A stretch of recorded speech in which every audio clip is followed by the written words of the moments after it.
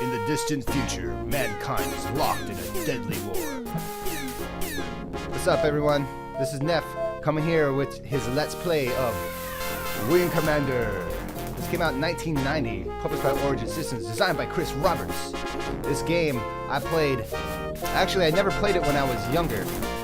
I actually played this game later on after I had gotten a port for it. But it was like 5 years ago.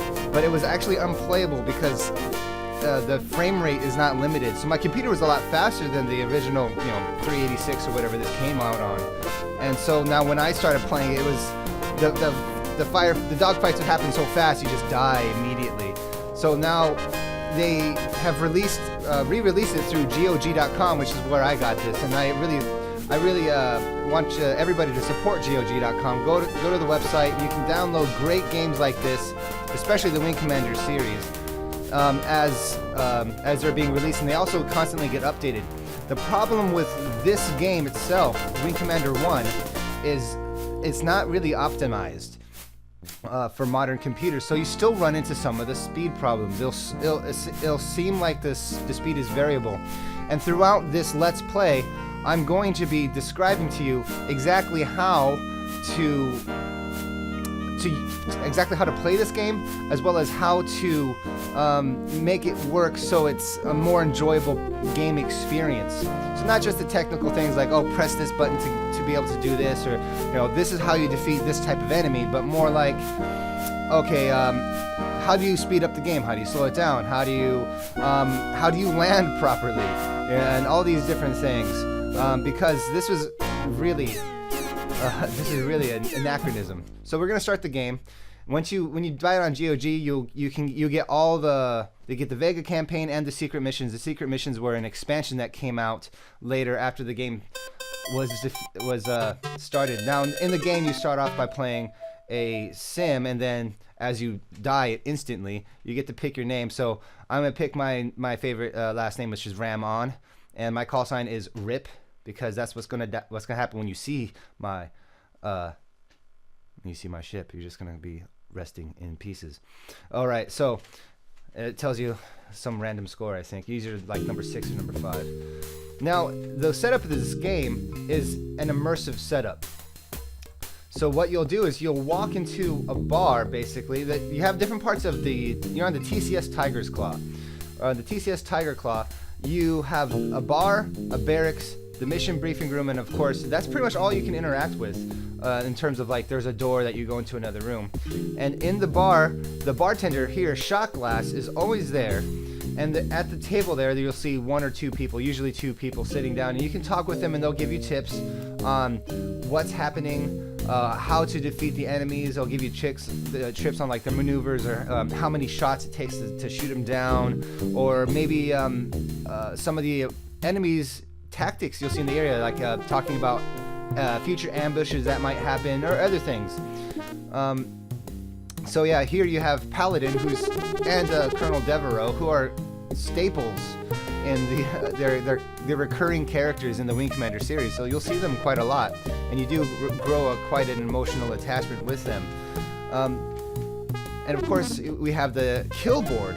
On the kill board, you start off with 0, and you can climb your way up actually fairly quickly if you're a fairly good gamer.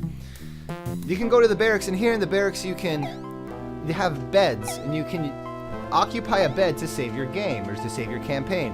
So click on the bed, type in your name, and then it'll pop you in a bed. And in order to override it, you actually click on the foot of the bed. I believe it's on one side of the bed. And also, you can go into the locker and check your IDs, your medals that you received throughout the campaign. Of course, you start off with nothing. You can click on this door, and it leads you into the briefing room, or they call it the briefing hangar, and where you're briefed on your mission. So this one here, it's I guess we're part of the Killer B squadron, and we'll be flying with, who's our first wing man? So the rookies fly as the wing leaders, which means we give the commands. You pretty much always give the commands in the Wing Commander games. That's the name, Wing Commander. So we have Spirit on our wing. looks pretty happy for us to be her wingman or wing leader.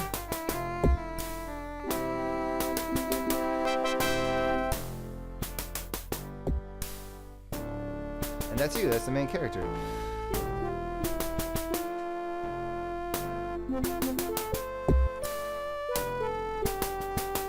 Okay, so our mission entails what looks like a random patrol through possibly 2 asteroid fields.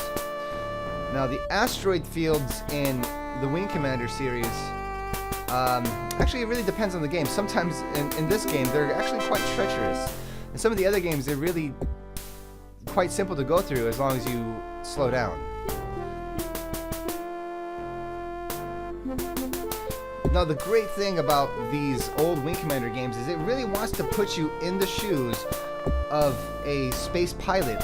You are the hero of this world, of this universe, and it puts you in his shoes, which is really cool because you get scenes like this where you're briefed, you run out to your ship, you jump in your ship, and then when you get game control back, you are looking through that person's eyes, and instead of showing you a third person's perspective of the ship, an outside view of the ship, you have the view of him holding the flight controls, the flight stick itself. You can access your navigational computer by pressing N, and in this you can kind of see what you're going to do and where you're going to go. Press A for autopilot, and when your autopilot lights up on each ship has a different location. The autopilot in this ship actually is on the right side near the communication system. When you get into a battle, you have a few different options, and it depends on your wingman.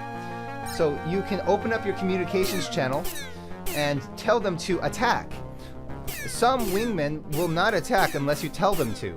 And this is a good thing and a bad thing, because if you're not paying attention, then what's going to happen is you're going to see that your wingman will stay on your wing while you get the crap kicked out of you the whole time. And it always tends to be that the enemies will mainly focus on you, which is a good thing and a bad thing. But you know, that's most video games, period. Actually, this game does a really good job. Of you have to be careful because your wingman can die, and they will die if you don't take care of them. Every now and then over the radio you'll hear them, actually in this game there's no audio of them saying it, but you'll hear them saying, oh my gosh, that sounds awful. You'll hear them say that they need help, and if you don't help them, they will die, and they will not be available to you as a wingman ever again. They're dead. And in this game, there are different paths that you can go through in a mission, and it's all based on how successful your mission is. You can have a mission that's successful but your wingman dies. You can have a mission that's unsuccessful but your wingman stays alive, and in any mix of these things, and it'll affect the game in different ways.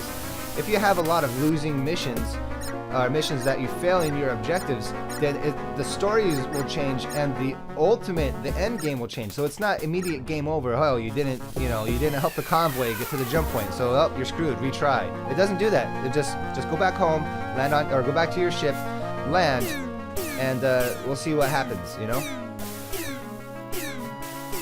Now, I think you've probably been noticing so far in this game that the speed is very variable, and there are also a few audio bugs. I'm sure you heard that loud staticky screech earlier that dragged on for a second.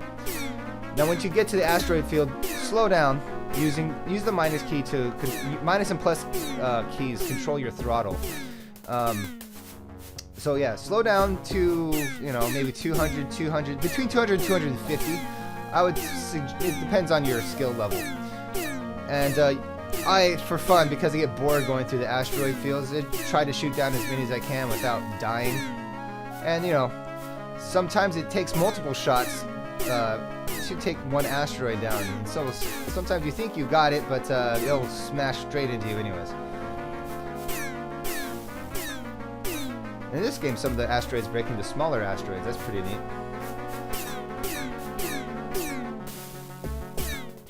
And the great thing about this game is it's still really fun to play, even... I lost a ship. I lost a gun. That was fantastic. Now I have to beat this mission with one gun. To change your guns in this game, to cycle through your weapons, I believe you press G, but in this ship it only has one set of guns. To change your missiles, you hit the W key. Oh, I also have my communication system's been damaged. So I'm telling her now. Oh, wait a minute. If she's already going to attack, it will, instead of saying attack my target, break an attack, it'll say form on my wing. You can use these tactics for different situations. For example, if you want to get into the middle of a large group of enemies and then let your wingman loose so they're close to you the whole time, and that way you can watch their back and whatnot, you can wait basically for the last minute to say break an attack. Just fly much closer to the enemy and then tell them to attack. Now, some of your wingmen, guys like Maniac, who you'll meet in future missions, will not listen to what you say maybe a quarter of the time, or maybe even more. I don't know the exact rate, but a lot of times he just won't do what you say. And it can be a real pain in the ass, but you know, if my personal rule is if I'm the wing commander and I give you an order, you don't follow my order, then I should not be responsible for your safety, because I'm not putting myself into jeopardy because of your idiocy. And here's another problem with some of these games, and it's not too bad, but it will happen. Your wingman will fly into you, and they will get directly in your line of fire. And it happens not just in Wing Commander 1, it's a recurring problem through all of the Wing Commander games. I'm pretty sure it's all of them.